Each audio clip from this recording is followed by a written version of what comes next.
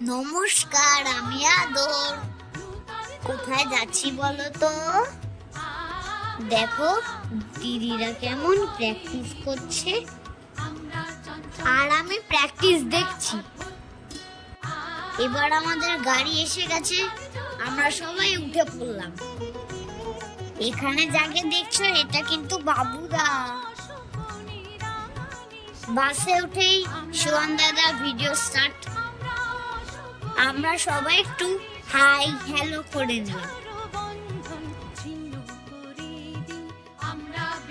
এবার বুঝে গেছো আমরা কোথায় এসেছি?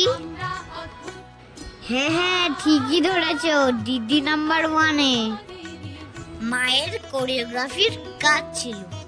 দিদিরা সবাই মেকআপ রুমে ঢুকে গেল। সবাই সাজগোজ শুরু করে দিল।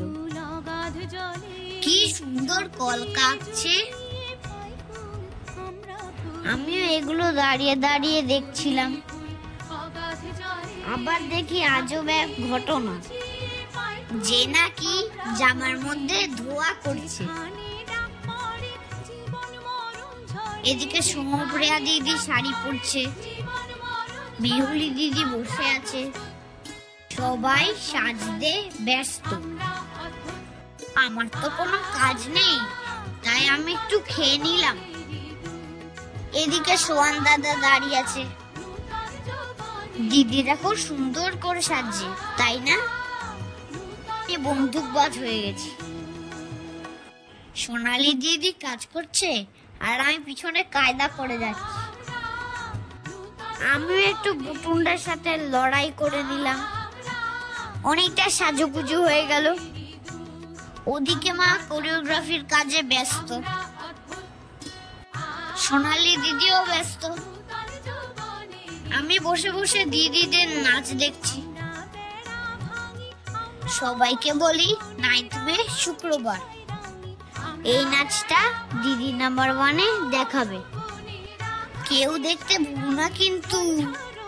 ছোট ছোট দিদিদের মা খুব সুন্দর করে নাচটা করিয়েছে, আর সোনালি দিদিও খুব ভালো করে প্র্যাকটিস করিয়েছে।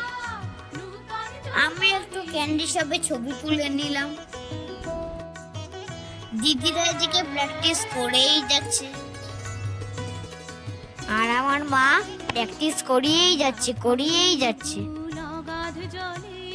প্র্যাকটিস না করলে আবার নাচটা ভালো হবে না। না, দিদিকেও মা নাচ শেখালো।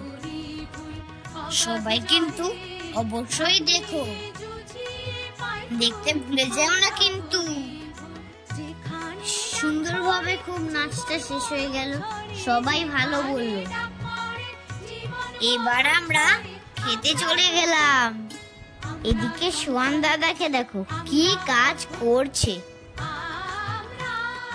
দিদিরা সবাই খাচ্ছে। শুটিং শেষ করে আমরা আবার বোলেরোতে ফিরে আসলাম। আপনারা যারা বোলেরোতে নাচ শিখতে চান, এই নম্বরে যোগাযোগ করুন। সবাইকে টাটা। আমার ব্লগ ভালো লাগছে তো?